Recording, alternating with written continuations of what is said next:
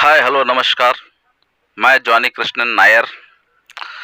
मैं आज मेरा इज़राइल सीरीज़ का नए एपिसोड में आपका स्वागत करता हूं। मित्रों, मैं आज जो कहानी सुनाने जा रहा हूं, ऐसी कहानी दुनिया के इतिहास में कहीं नहीं मिलेगी। ऐसी कहानी जो अपनी बहादुरी और अपनी अदम्य साहस के लिए दुनिया के इतिहास में अजर अमर हो चुकी है। अब सोचिए,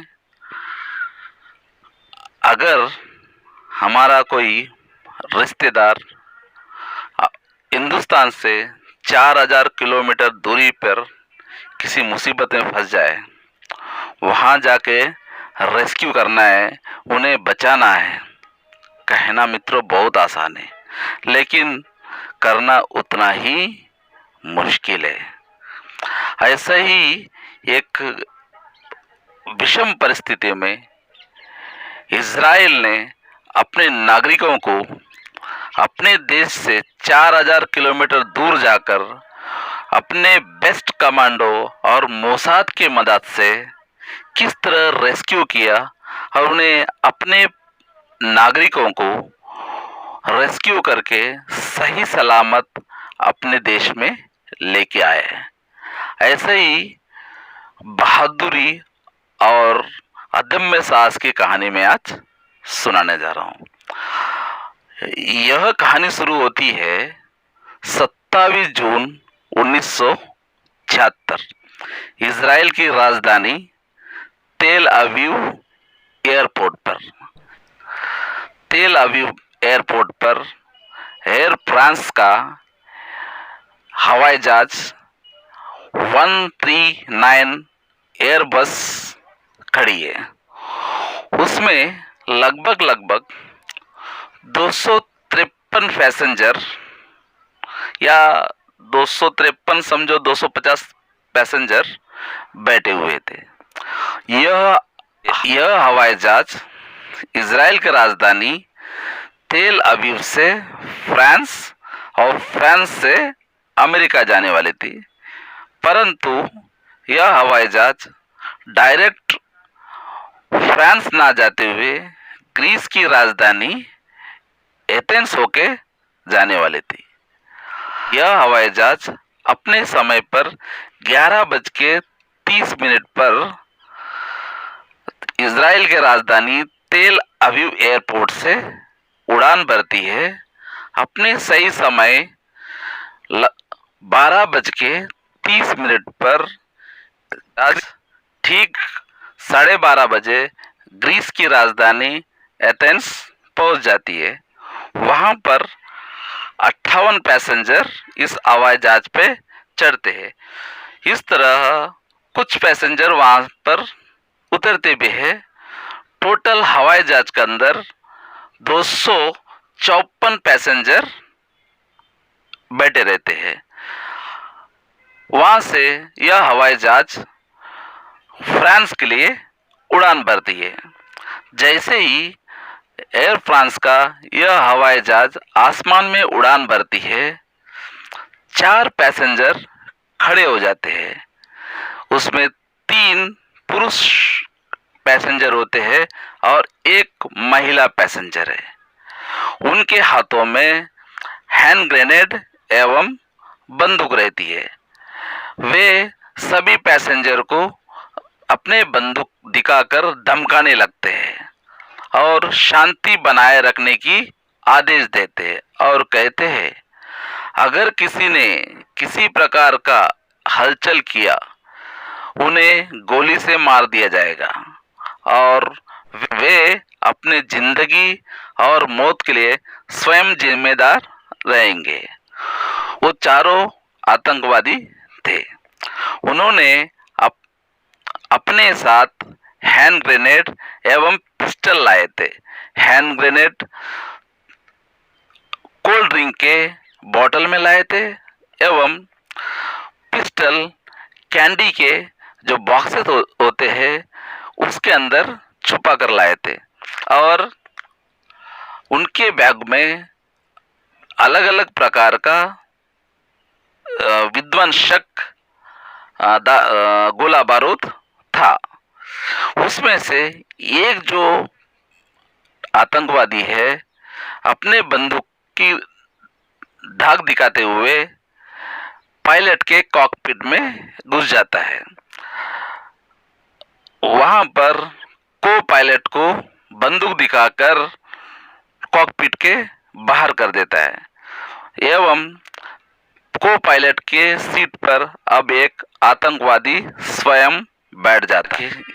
वो आतंकवादी पायलट को बंदूक दिखा के आदेश देता है यह हवाई जहाज को युगांडा के एयरपोर्ट पर लेके जाने का आदेश देता है, किंतु पायलट कहता है इस हवाई जहाज में युगांडा तक जाने के लिए ईंधन नहीं है।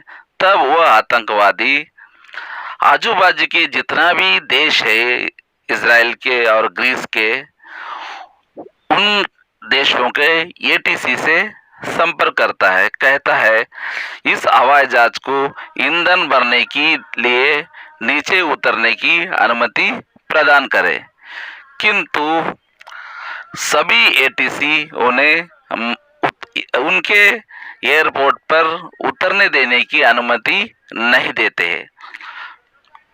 मजबूरन वह आतंकवादी पायलट को कहता है लीबिया के बेनगाजी एयरपोर्ट लेके जाने की आदेश देता है। वह पायलट इस एयर फ्रांस के हवाई जहाज को लीबिया देश के बेनगाजी एयरपोर्ट पर लेके जाता है। वहां पर एयरपोर्ट पर वहां के एटीसी से संपर्क करता है। उसके बाद में वो कहता है इस हवाई जहाज में ईंधन नहीं है, इसी तरह ज़्यादा समय तक उड़ान भरते रहेगी तो किसी भी समय इंजन बंद होकर क्रैश लैंडिंग हो सकता है। मजबूरन लीबिया के एटीसी उन्हें अपने एयरपोर्ट पर उतरने की अनुमति देता है। वहां पर एयर फ्रांस के जो यह 139 एयरबस लगभग 7 घंटे रहती है। उस एयरबस में वहां पर ईंधन भरने के बाद में उड़ान भरने की तैयारी करती है। उसी समय उस हवाई जहाज में का एक महिला पैसेंजर, उस महिला का नाम है पेट्रिशिया मॉर्टल। वह महिला कहती है मेरे पेट में बहुत दर्द हो रहा है और मैं 3 महीने से प्रेग्नेंट हूँ। मैं कभी भी मेरा किसी भी वक्त मिसकैरेज हो सकता है, इसलिए मुझे मेडिकल फैसिलिटी दिया जाए, अन्यथा मुझे नीचे उतारा जाए। वो चारों आतंकवादी यह सोचते हैं इस ऐसी महिला को इस प्लेन में रखना मुसीबत होगी, इसलिए इस मुसीबत से बचने के लिए वो पेट्रिशिया मॉडल नाम के पैसेंजर को, जो ड्यूल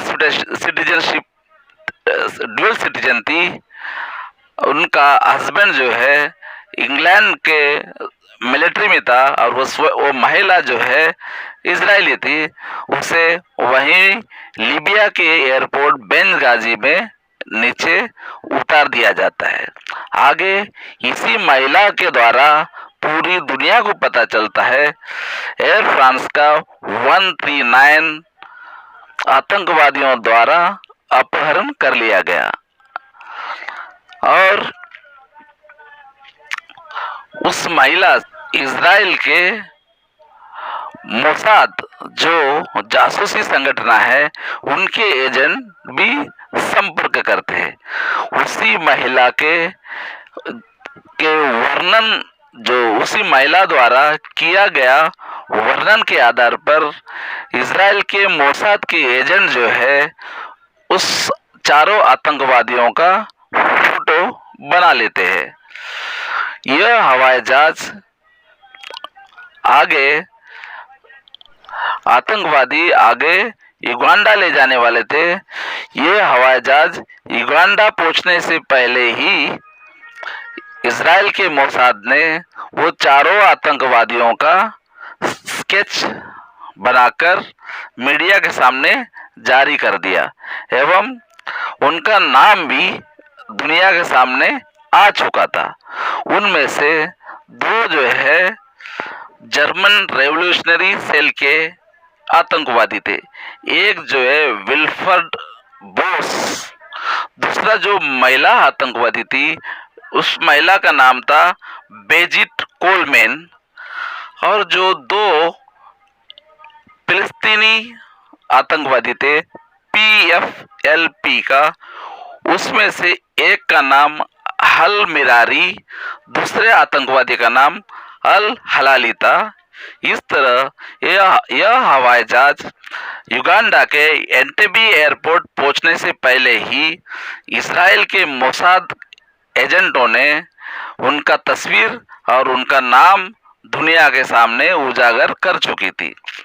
मोसाद ने यह भी बताया कि एथेंस में इन आतंकवादियों अथवा ये जो भी एथेंस के एयरपोर्ट पर जो पैसेंजर चढ़े थे उनका सही तरीके से चेकअप नहीं किया गया था। अगर चेकअप किया होता यह हवाई जहाज अपहरण होने से पहले ही एथेंस एयरपोर्ट पर ही रोका जा सकता है, परंतु ऐसा असंभव सा प्रतीत लगता है क्योंकि 1976 का उस दौर में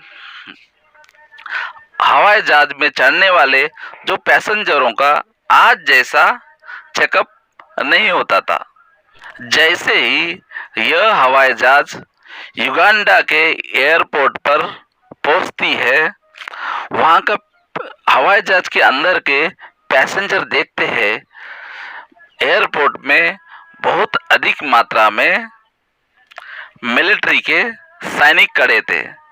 पैसेंजर को लगता है यह मिलिट्री वाले इन आतंकवादियों को दर दबोच लेंगे एवं हमें रिलीज कर देंगे, परंतु ऐसा ना होते हुए वहां का जो मिलिट्री का कमांडर है वह अंदर आता है एवं इन चारों आतंकवादियों के जो नेता होता है विल्फ्रेड बोस, उनको हैंडशेक करके वेलकम करता है। तब अंदर के पैसेंजरों को पता चलता है यह मिलिट्री उन्हें बचाने नहीं आई है किंतु आतंकवादियों के साथ देने आई है। आगे उनको यह भी पता चलता है यह युगांडा का एंटेबे एयरपोर्ट है और युगांडा का तानाशाह उस समय पे ईदी अमीन नाम का एक व्यक्ति था जो एक तरह का दुनिया का एकमात्र ऐसा राष्ट्राध्यक्ष था। लोग कहते हैं वो आदमखोर भी था। यह जानकर हवाई जहाज में जितने भी पैसेंजर थे वे घबरा जाते हैं। सभी पैसेंजर को एंटेबे एयरपोर्ट में नीचे उतारा जाता है। एंटेबे एयरपोर्ट पे एक ओल्ड टर्मिनल जो अभी इस्तेमाल में नहीं हो था, उसका एक ट्रांजिट हॉल में सभी पैसेंजर को लेके जाया जाता है। एंटेबे एयरपोर्ट पे यह आतंकवादी दुनिया के सामने अपने मांग रखते हैं। वे कहते हैं हमारे पास 253 पैसेंजर है जिन्हें हमने अपहरण किया है। इन 253 पैसेंजर प्लस 12 क्रू मेंबर के बदले में हमारे जो साथी जो आतंकवादी है 53 आतंकवादी जो दुनिया के अलग अलग जेलों में बंद है उन्हें छोड़ दिया जाए। उसमें से 40 आतंकवादी इजराइल में थे और बचे हुए आतंकवादी दूसरे देश में थे। साथों साथ 5 ट्रिलियन अमेरिकन डॉलर भी दिया जाए। यह डिमांड दुनिया के सामने या आतंकवादी रखते हैं और दुनिया को ये मोहलत भी देते हैं 1 जुलाई 1976 तक हमारी जो मांग है वह पूरी होना चाहिए। अगर 1 जुलाई सुबह 6 बजे तक हमारी ये मांगे पूरी नहीं होने पर हम एक एक पैसेंजर को मारना चालू कर देंगे। उस टाइम में इजराइल का प्राइम मिनिस्टर इसाक राबिन थे। इसाक राबिन ने अमेरिका के राष्ट्रपति जेराल्ड फोर्ड एवं इंग्लैंड के प्राइम मिनिस्टर को फोन करते हैं। वे कहते हैं हमें हमारा पैसेंजर को, क्योंकि उस हवाई जहाज में लगभग 94 यानी 94 253 पैसेंजर थे, 12 क्रू मेंबर थे और 94 इजराइल के नागरिक थे। इसलिए हमें हमारे जो 94 इजराइल के नागरिक को बचाने के लिए उसके बदले में हमारे पास दो ही ऑप्शन है। या तो हम रेस्क्यू ऑपरेशन करेंगे, उन पे कमांडो ऑपरेशन करेंगे, नहीं है दूसरा ये कि हमारे पास जो आतंकवादी बंद है उन्हें हम रिलीज कर देंगे। लेकिन अमेरिका के राष्ट्रपति जेराल्ड फोर्ड एवं ब्रिटेन के प्रधानमंत्री कहते हैं ऐसे आप जल्दबाजी में निर्णय मत लीजिए, हम इसके बदले में कोई तीसरा रास्ता देखते हैं। इसलिए और हम मध्यस्थी का प्रयास करेंगे। परंतु उस 1976 इस काल में इजराइल के आसपास जितने भी देश थे, कोई भी इजराइल को अपना मित्र नहीं समझता था। कुछ तो इजराइल को मान्यता भी नहीं देते थे। इसलिए कोई भी देश इजराइल के पक्ष में मध्यस्थी करने के लिए कोई भी देश सामने नहीं आना चाहता था। तब इसाक राबिन ने अमेरिका से संपर्क किया। तब इसाक राबिन ने अमेरिका के राष्ट्रपति जेराल्ड फोर्ड से फिर से संपर्क किया, आप ही कुछ प्रयास कीजिए। जब अमेरिका के राष्ट्रपति जेराल्ड फोर्ड इजिप्ट के राष्ट्रपति अनवर साजद से संपर्क करते हैं। अनवर साजद उस समय के एक सम्मानित राष्ट्रपति थे। उनकी बात दुनिया में सम्मान के साथ सुना जाता था। इजिप्ट के राष्ट्रपति अनवर साजद यह आतंकवादियों से संपर्क करते हैं युगांडा में। इसके अलावा फलस्तीनी नेता यासर अराफत वे अपने सेक्रेटरी या सचिव कहिए हनील हसन को भी मध्यस्थी करने के लिए भिजवाते हैं, किंतु इन दोनों प्रयासों में किसी प्रकार का नतीजा निकलता नहीं है। तब तक है 30 जून 1976 आ जाती है।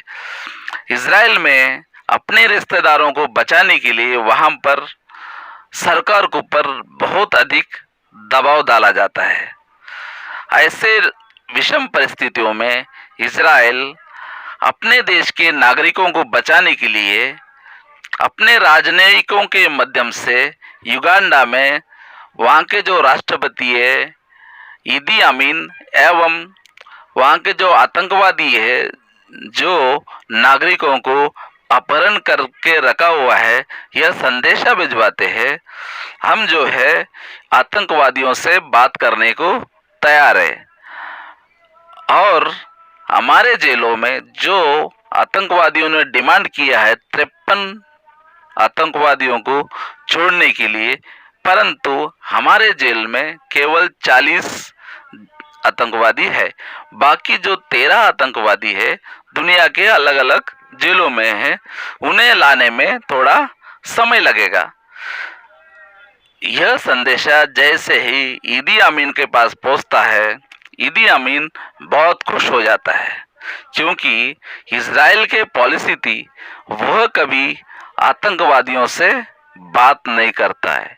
इसके विपरीत उसने आतंकवादियों की बातचीत करने का पेशकश किया था।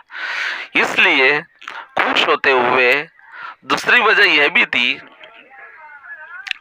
उसी समय युगांडा का राष्ट्रपति ईदी अमीन को अफ्रीकन एकता परिषद के मीटिंग में जाना था और ईदी अमीन स्वयं उस परिषद का चेयरमैन थे। ऐसे विपरीत परिस्थिति को ध्यान में रखते हुए ईदी अमीन 30 जून 1976 को 48 जो पैसेंजर है हवाई जहाज में जो अपहरण किया गया था, जो बूढ़े, महिलाएं, छोटे बच्चे थे, उन्हें रिलीज करवा देता है, छोड़ देता है। उसके बाद में वो जो आतंकवादी आगे यह भी फैसला करते, आतंकवादी एवं ईदी अमीन आपस में सलाह मशवरा करके और 100 पैसेंजर को रिलीज कर देते। इस तरह टोटल 148 पैसेंजर युगांडा में रिलीज किया गया है। उन्हें एक विशेष हवाई जहाज से फ्रांस को भेज दिया जाता है। इसके अलावा वहां पर युगांडा के एयरपोर्ट पे इजराइल के जो यहूदी समाज के थे, यहूदी धर्म के 94 पैसेंजर रहते हैं और 12 क्रू मेंबर जो एयरबस के क्रू मेंबर वहां रहते। ईदी अमीन उन्हें भी कहता है क्रू मेंबर को, आप भी यहाँ से जा सकते हैं, परंतु एयरबस के क्रू मेंबर कहते हैं जब तक हमारे पैसेंजर नहीं जाएंगे तब तक हम भी यहीं रहेंगे, जाएंगे तो अपने पैसेंजर को साथ में लेके जाएंगे। उसके पश्चात युगांडा के राष्ट्रपति ईदी अमीन 1 तारीख को मॉरिशस चले जाता है। मॉरिशस में उसका अफ्रीकन एकता परिषद का मीटिंग था। वह मीटिंग अटेंड करने के लिए मॉरिशस चले जाता है। इसी दौरान यह बात इजराइल को पता चल जाता है। उसे मालूम था जब तक ईदी अमीन वापस नहीं आएगा, ईदी अमीन अफ्रीका एकता परिषद के मीटिंग अटेंड करने के लिए मॉरिशस जाता है। उसके पहले ये जो 148 पैसेंजर को छोड़ देता है एवं और 4 दिन की मोहलत भी इजराइल के डिमांड पर बढ़ा के देता है। कहता है 4 जुलाई 1976 दोपहर को 12 बजे तक आतंकवादियों के जो भी डिमांड्स थे पूरा करो। ऐसा कहकर ईदी अमीन मॉरिशस चला जाता है। जैसे ही मॉरिशस चला जाता है, यह खबर इजराइल को लग जाती है। इजराइल को मालूम था जब तक ईदी अमीन आएगा नहीं, कोई उनके आतंकवादियों द्वारा किसी प्रकार का एक्शन की गुंजाइश नहीं थी। और इधर इजराइल में उनके नागरिकों को बचाने के लिए, उनके नागरिकों को वापस लाने के लिए बहुत अधिक दबाव बन रहा था। इसाक राबिन तो चाहते थे कि आतंकवादियों को छोड़ दिया जाए एवं अपने नागरिकों को छुड़ा के वापस अपने देश में लाया जाए, परंतु उनका जो डिफेंस मिनिस्टर थे सिमोन पेरेज, वो इजराइल के डिफेंस मिनिस्टर सिमोन पेरेज कहते थे कि हमें आतंकवादियों को छोड़ना नहीं। वो जरा पुराने ख्यालात के थे, जो उनका विचार बिल्कुल वहाँ के पूर्व प्राइम मिनिस्टर गोल्डा मायरा का विचारों से मिलता जुलता था। वे कहते थे अगर हम आज आतंकवादियों को छोड़ दिया, दुनिया हमारी समस्या को समझेगी, वो कुछ नहीं कहेगी हमने किस परिस्थितियों में इन आतंकवादियों को छोड़ दिया। किंतु अगर हम आतंकवादियों को ना छोड़ते हुए उनको पर मिलिट्री एक्शन करेंगे, दुनिया नहीं समझेगी। इजराइल ने सेम टू सेम एंटेबी एयरपोर्ट जैसा एक एयरपोर्ट उनके देश के खुले मैदान पर बनाया। इस ऑपरेशन शुरू होने से पहले ही साइरस मटकल ब्रिगेड एवं गुलानी फोर्स के जो 200 कमांडो ने इस एयरपोर्ट पे किस तरह ऑपरेशन करना है बार बार रिहर्सल भी कर चुके थे। और इजराइल के मोसाद को यह भी पता चला वह जो एंटेबे एयरपोर्ट 1976 के पहले इजराइल का ही एक कंपनी ने बनवाया था। उस कंपनी का नाम था सोलेह बेनाहा। तो इजराइल के ये जो मोसाद के एजेंट ने उस कंपनी के सीईओ को बुलवाया। वो जो कंपनी के सीईओ पूरा एंटेबे एयरपोर्ट के ब्लूप्रिंट के साथ मोसाद के ऑफिस में पहुंच गया। तो उन्हें पूरा डिटेल मोसाद के एजेंटों ने उस कंपनी से उस एयरपोर्ट के बारे में पूरा डिटेल निकाल लिया। यह रिवर्सल करते करते 3 जुलाई 1976 को दोपहर 12 बजे ऑपरेशन स्टार्ट किया गया। उस ऑपरेशन का नाम था ऑपरेशन थंडरबोल्ट। इस थंडरबोल्ट ऑपरेशन अलग अलग तरीके से करने की उनके एक्सपर्ट ने सुझाव दिया था। पहला उनका सोच था हम जमीनी मार्ग में से केनिया जाएंगे, केनिया से एंटेबे एयरपोर्ट पर हमला कर देंगे। किंतु जमीन के मार्ग से जाना बहुत समय लग सकता था, बहुत अधिक समय लग सकता था। इसलिए जमीनी मार्ग से जाने का प्लान को कैंसिल कर दिया गया। उसके बाद में यह ऑपरेशन को फिर इन्होंने कहा कि ठीक है, हम लेक विक्टोरिया जो एंटेबे एयरपोर्ट के किनारे लेक विक्टोरिया नाम की एक नदी थी, तो हम क्या करेंगे, उस लेक विक्टोरिया में अपने पैराट्रूपर्स को ड्रॉप कर देंगे और वहाँ से छोटे छोटे जो एयरबोट है, बोट है, उसके माध्यम से एंटेबे एयरपोर्ट तक जाएंगे और वहां पर ऑपरेशन करके अपने नागरिकों को छुड़ाएंगे।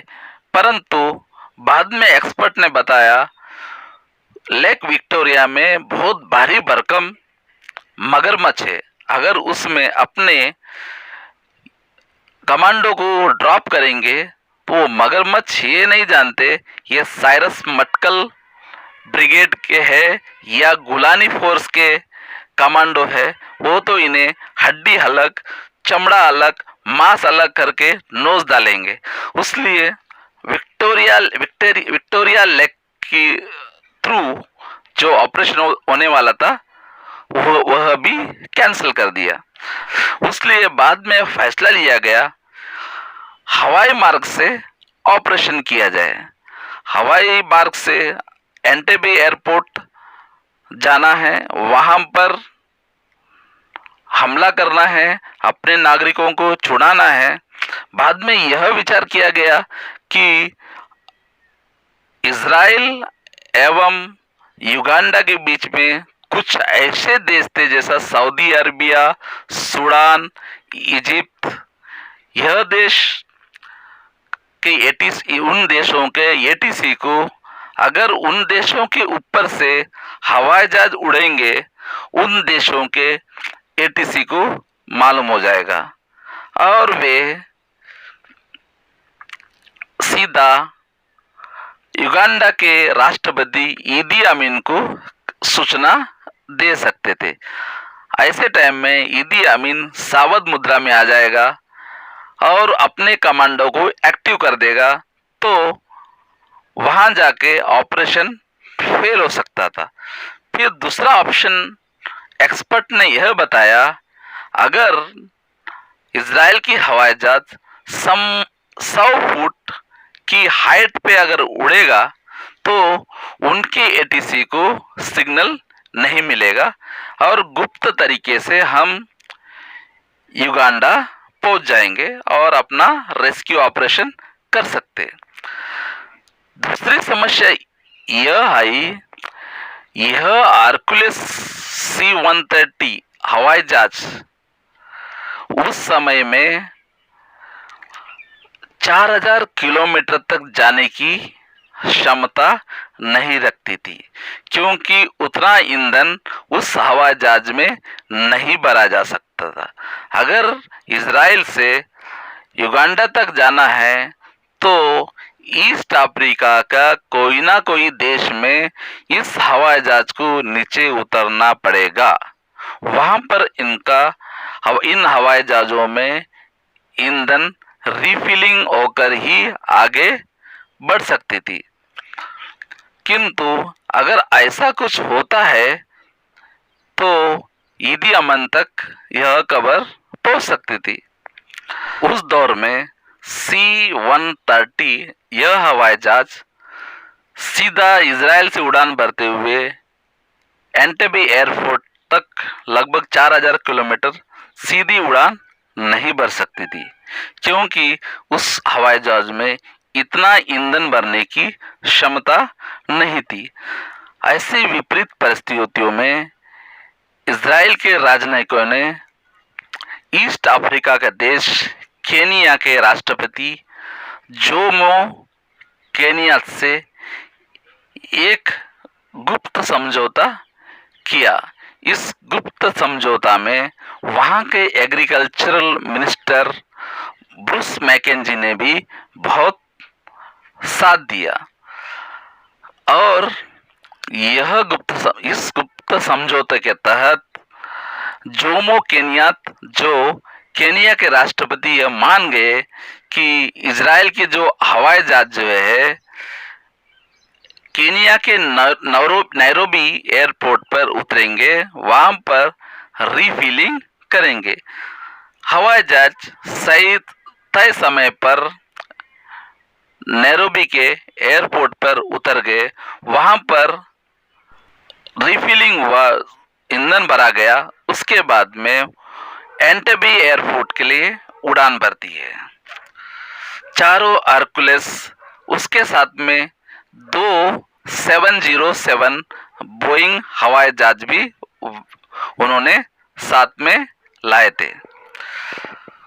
उस 2 बोइंग हवाई जहाज 707 एक में पूरी तरह से मिलिट्री हॉस्पिटल था, क्योंकि इस ऑपरेशन के दौरान अगर कहीं किसी प्रकार का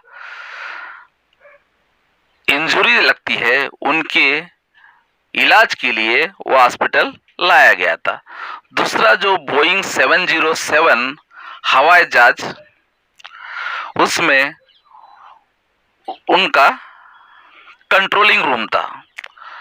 इस पूरे ऑपरेशन का नेतृत्व कर रहे थे ब्रिगेडियर डॉन शैमरोन, और जो मिलिट्री ऑपरेशन जो फील्ड में होने वाला था उसका नेतृत्व कर रहे थे लेफ्टिनेंट कर्नल जोनाथन नेतान्याहू। अपने तय समय पर नैरोबी से उड़ान भरते हुए एंटेबे के एयरपोर्ट पर हवाई जहाज पहुंच जाती है। सबसे पहले एक जो हवाई जहाज हरकुलिस हवाई जहाज नीचे उतरती है।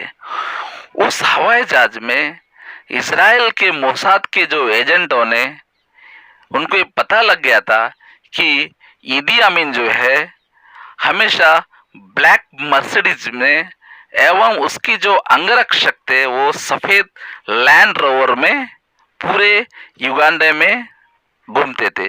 अगर कोई इदी अमीन अपने ब्लैक मर्सिडीज एवं उसके पीछे उनके अंगरक्षक सफेद लैंड रोवर में अगर बाहर निकलते थे, पूरे युगांडा में उसे कोई रोकते नहीं थे। यह बात इजराइल के मोसाद को मालूम हो गया था।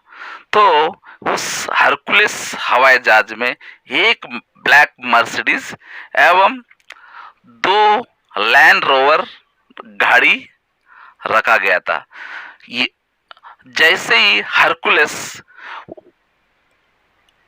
C-130 एंटेबे एयरपोर्ट पे उतरती है, उतरने से पहले ही पीछे का दरवाजा खोल दिया जाता है। उसमें से एक ब्लैक मर्सिडीज एवं 2 लैंड रोवर खूब तेजी के साथ निकलते हैं। वे सीधा एयरपोर्ट के ओल्ड टर्मिनल के ओर बढ़ते हैं। उसके बाद साथों साथ बचे हुए तीनों हवाई जहाज C-130 एंटेबे एयरपोर्ट पे उतारते हैं। पहला जो हवाई जहाज नीचे उतरती है, उसका काम यह था, जैसे ही नीचे उतरती है, बाकी जो हवाई पट्टी पर लाइट की व्यवस्था करना। लेकिन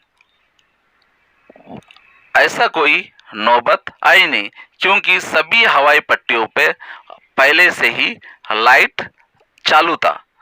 और ये जो साइरस मटकल और गुलानी फोर्स के जो 200 कमांडो थे, उनका काम भी अलग अलग था। साइरस मटकल के जो फोर्स था, उनका काम था अपने पैसेंजर जो अपहरण हो गए थे उनको छुड़ाना। और गुलानी फोर्स का काम यह था एयरपोर्ट से बाहरी हमले को रोकना।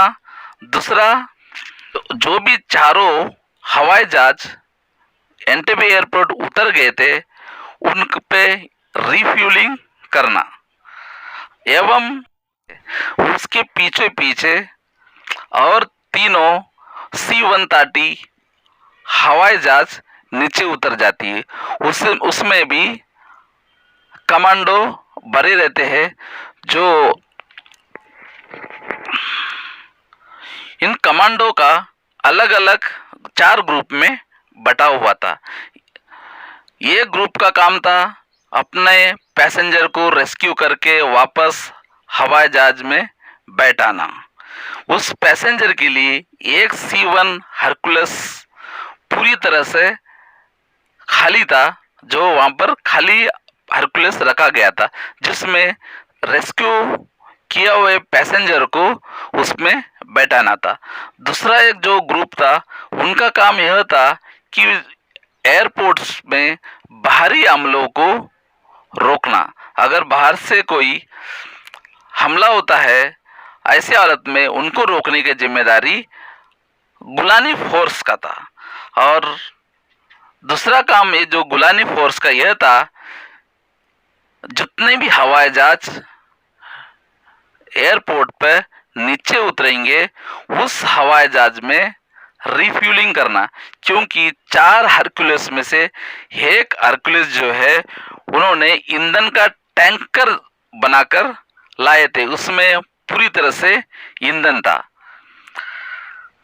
और जैसे ही यह ब्लैक मर्सिडीज और सफेद वाला लैंड रोवर आगे बढ़ती है, रास्ते में 2-3 चेक पोस्ट था।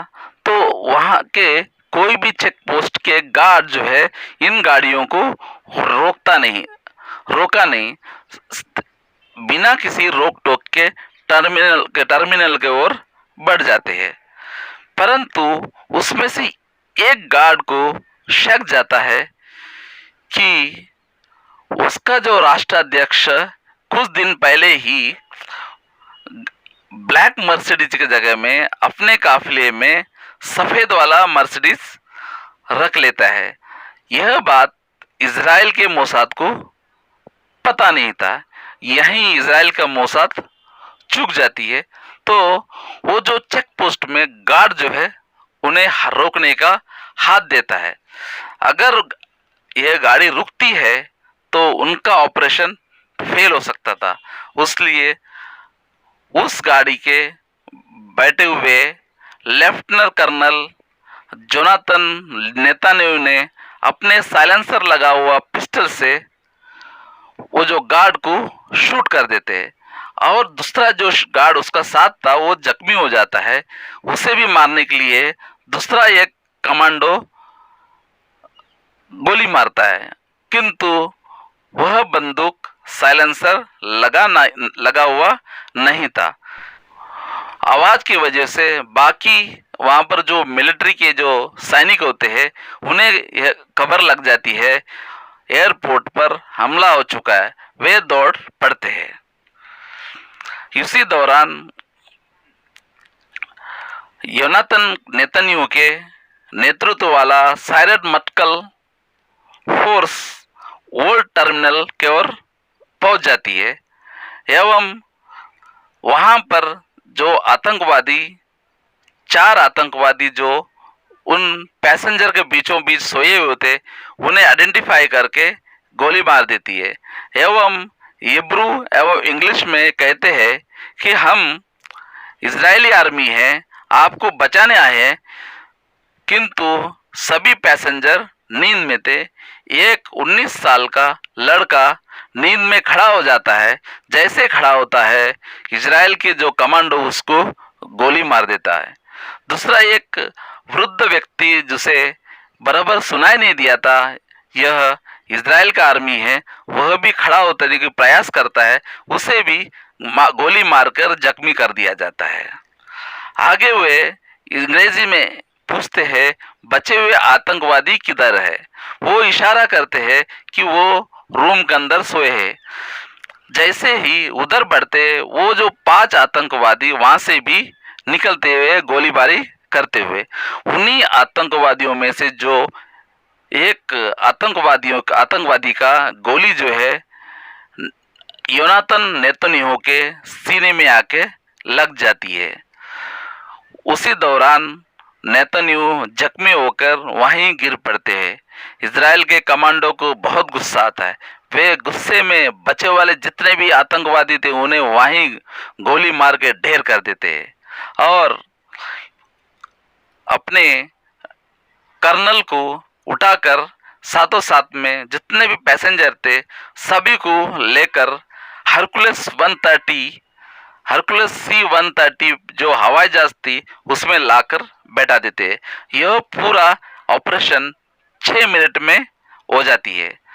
बाहर गुलानी फोर्स इसी दौरान जितने भी बाहरी जो आर्मी के जवान थे युगांडा के उनका मुकाबला करती है। लगभग 40 युगांडियन आर्मी को ढेर कर देता है मार के, गोली मार के। एवं वहां पर जो C-130 हवाई जहाज हवाई एयरपोर्ट पे खड़ी थी उन सभी हवाई जहाज में ईंधन का रिफिलिंग भी कर देती है एवं उस एयरपोर्ट में युगांडा के फाइटर मिग विमान खड़ी थी। उन मिग विमान पे गोला बारूद भरकर उड़ा दिया जाता है। यह सब होने के बाद में चारों हरकुलस हवाई जहाज अपने पैसेंजर को लेके उड़ान भरती है सीधा केनिया के लिए, केनिया के नैरोबी एयरपोर्ट पर। यह पूरा मिशन 56 मिनट में खत्म हो जाती है।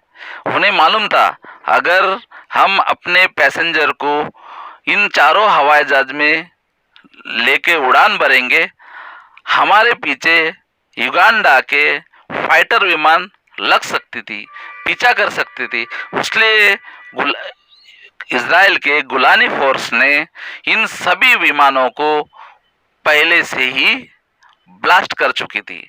कहा जाता है युगांडा के एंटेबे एयरपोर्ट पर युगांडा का कुल फाइटर विमान का 25% फाइटर विमान युगांडा के एयरपोर्ट पे खड़ा था। इन 25% फाइटर विमानों को 3 जुलाई 1976 को इजराइल ने तबाह कर दिया था। इसके बाद में वे सभी चारों हरक्यूलिस और एक बोइंग विमान जो आसमान में उड़ान भर रही थी, जिसमें डैन शैमरोन बैठे हुए थे, इन 5 हवाई जहाज केनिया के नैरोबी एयरपोर्ट में आती है। वहां से वहां से रिफिलिंग होने के बाद में इजराइल के शर्म अल शेख हवाई अड्डे पर उतरती है। वहां से दूसरे दिन सवेरे 4 जुलाई 1976 को इजराइल के राजधानी तेल अवीव के बेन कोरियो हवाई अड्डे पर दूसरा दिन सवेरे 6 बजे 4 जुलाई 1976 को पूरे पैसेंजर के साथ बेन कोरियो एयरपोर्ट पे उतरती है। वहां पर उनका ग्रैंड वेलकम किया जाता है।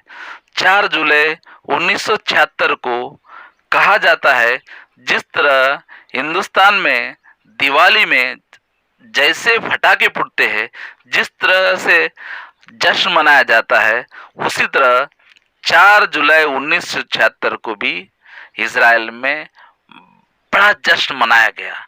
उनका लीडर ऑफ अपोजिशन मैनकेन बेगन, उसे भी बुलाया गया और उनके जो प्राइम मिनिस्टर इसाक रबिन ने उन्हें वाइन ऑफर किया। वहाँ के जो लीडर ऑफ अपोजिशन मैनकेन बेगन जो है, वाइन पीते नहीं थे। वे कहते हैं मैं ब्लैक कॉफी पीऊंगा। इसाक रबिन कहते हैं ऐसे खुशी के दिन में आप चाय नहीं पिएंगे, आप वाइन पिएंगे। तब वे लीडर ऑफ अपोजिशन कहते हैं इसे मैं कलर टी समझ के सिंगल मोल्टा विस्की पीऊंगा। इस तरह लीडर ऑफ अपोजिशन ने सिंगल मोल्टा विस्की पीकर जश्न किया। इसी जश्न में उनके पूर्व प्रधानमंत्री गोल्डा मायरा को भी बुलाया गया था। इस तरह इजराइल ने अपने नागरिकों को बड़ा बहादुरी के साथ, अदम्य साहस के साथ अपने देश से 4000 किलोमीटर दूर जाकर कमांडो ऑपरेशन करके उनके सिपाहियों के, उनके सैनिकों को बीच में से अपने नागरिकों को सही सलामत बचाकर अपने देश में वापस लाया और एक दुनिया में सम्मान के साथ सर उठाकर लोगों को दिखाया कि इजराइल के नागरिकों को किसी ने हाथ लगाया तो हम उसे किसी भी हालत में नहीं छोड़ेंगे। यह संदेशा इजराइल ने 4 जुलाई 1976 को दुनिया को दिया। कोलैटरल डैमेज के बारे में अगर बताएंगे, इस ऑपरेशन में लगभग इजराइल का कहा तो इजराइल का एक लेफ्टिनेंट कर्नल जो फील्ड ऑपरेशन का नेतृत्व कर रहे थे, जोनाथन नेतन्याहू, उनका इस ऑपरेशन के दौरान डेथ हो गया एवं 4 या 5 इजराइल के जो कमांडो जख्मी हो गए थे और 48 युगांडा के सैनिक का डेथ हो गया और पैसेंजर में से 2 पैसेंजर का डेथ हो गया। एक जो है पैसेंजर आखिरी जो इजराइल के आर्मी के ही गोली से मर गया था। एक जो पैसेंजर जो महिला पैसेंजर थी उस महिला पैसेंजर का नाम डोरा बलोच थी। उस डोरा बलोच नाम के महिला पैसेंजर को ईदी अमीन के कमांडर ने मार दिया था। इस ईदी अमीन के बारे में मैं आपको आगे अपने एक अगले एपिसोड में पूरा विस्तार से सुनाऊंगा। और ईस्ट अफ्रीका का देश केनिया ने इस ऑपरेशन में इजराइल का साथ देने की वजह से युगांडा का राष्ट्रपति केनिया में हमला करने की तैयारी कर लिया था। यह बात सोच ही रहा था, उतने में यूनाइटेड स्टेट ऑफ अमेरिका के आर्मी ने उन्हें युगांडा को चेतावनी दिया, अगर तुमने केनिया पे हमला किया पूरा युगांडा में खून की नदियां बहा जाएगी, ऐसा चेतावनी अमेरिका ने दिया। और यह भी कहा कि ईदी अमीन जो राष्ट्रपति पद पर बैठा है उसका भी तख्त पलट दिया जाएगा, ऐसा धमकी अमेरिका ने दिया। इस वजह से ईदी अमीन ने केनिया में हमला करने का प्लान छोड़ दिया। परंतु उसे जब यह मालूम हुआ कि युगांडा के अंदर ही केनिया मूल के बहुत से नागरिक थे, तो ईदी अमीन अपना पूरा गुस्सा, अपना पूरा भड़ास, जो ऑपरेशन इजराइल का ऑपरेशन जो इजराइल के दृष्टिकोण से सक्सेस हो गया था, इस ऑपरेशन का पूरा गुस्सा, पूरा भड़ास इन केनियाई नागरिकों पर उतार दिया। ऐसा कहा जाता है लगभग 262 केनियाई पूरे का पूरा परिवार को ईदी अमीन ने मार दिया और लगभग 4 से 5,000 केनिया मूल के नागरिक को युगांडा छोड़ने पर मजबूर होना पड़ा। इस तरह यह ऑपरेशन थंडरबोल्ट की समाप्ति होगी। आगे चलकर इजरायली सरकार ने ये जो ऑपरेशन थंडरबोल्ट जो शुरुआत में इस मिशन का नाम था, उनके शहीद, उनका जो एक लेफ्टिनेंट कर्नल जो इस ऑपरेशन में शहीद हो गया था, उनके नाम पर तब्दीली करके और इस ऑपरेशन को ऑपरेशन थंडरबोल्ट के जगह ऑपरेशन जोनाथन नेतन्याहू कर दिया। इस तरह यह ऑपरेशन समाप्त हो गया।